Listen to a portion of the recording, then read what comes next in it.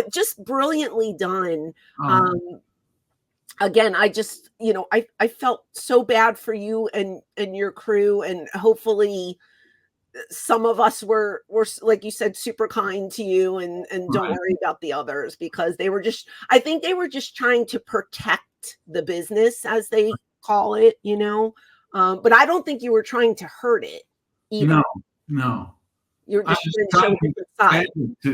I made the movie for people who don't like wrestling, who don't take it seriously. Okay. And I wanted to show them what I saw, how I watch wrestling.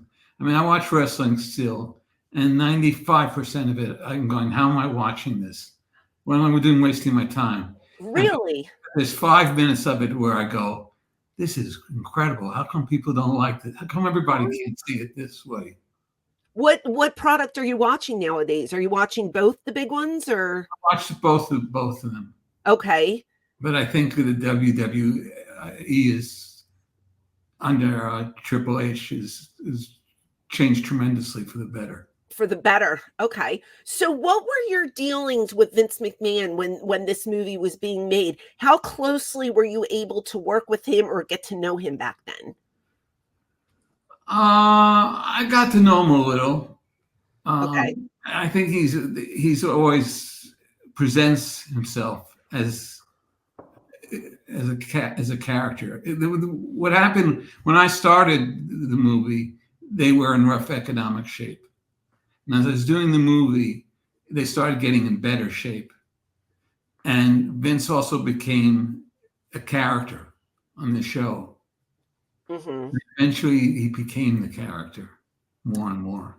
Oh, and did you see those traits? Did you see any of those traits behind the scenes? Like as his Mr. McMahon persona? That's how it came off to you in real life? No, I didn't see it. I saw it in business dealings with him. Okay, fair enough. Because you've heard about the scandal these days, correct? Yeah. Okay. I'm not gonna make you say anything you don't want to say. No, I don't know anything about that. No, okay. And one thing I was shocked at in WWE was the amount of women who work there in high positions. Yeah, that's true. I wonder why. Yeah. There was a tremendous difference in the locker rooms. I worked for both companies. The girls didn't have hair and makeup people. We didn't have stylists in ECW. Like you saw what we had to deal with backstage. We didn't really have anything. And then I go to WWE and there's like a makeup chair with this lady and she's helping me with her dress and doing my hair. And it was like apples and oranges. But I tell you what, I was happier in ECW for sure, 100%.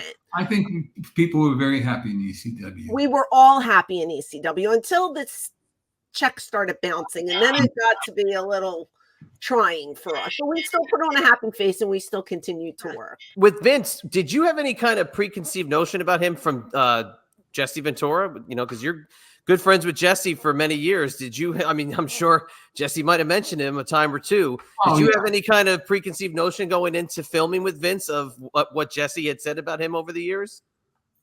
Well, I knew anyone who runs a business has to make decisions that are occasionally unpopular with the workers. I knew he had a big ego, and which has helped me. There's a soft side to him that he tried to pull out of the documentary a number of times, and I wouldn't, because he started doing really well with the Attitude Era. And I said to him, Vince, the difference between me and the people here now is that in a couple of months, ratings are cyclical. They go up and down, up and down, up and down.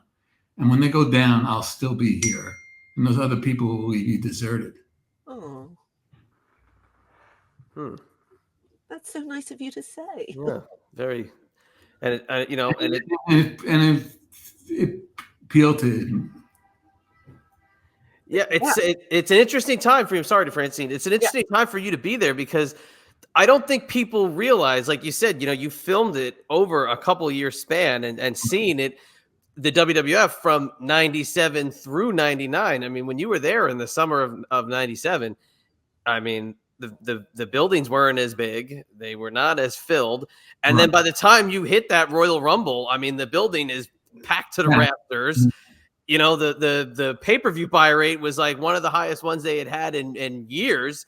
And it's like you were filming a completely different company. So the Vince that you're talking to, who's concussed, who had just gotten his brains beat in by a chair, I mean, I'm sure you probably couldn't even believe it was the same guy you were dealing with from 2 years prior. Now, did you have any kind of interview footage with him from 97? I think most of the interview footage from 97 was in the movie. I think. Okay. There's one thing. I was in Sacramento filming, and it was, I think it was a TV, I think it was a Raw, and it ended with a match where Vince got hit over the head with a chair or something. It was a violent match, and Vince walks backstage, and as the crew's picking up the ring and all this, and he has a beer, and he goes, "God, I love this business." and drank the beer. And I said, that's what I want to capture. That he really does love the business. You have to. You have to be involved.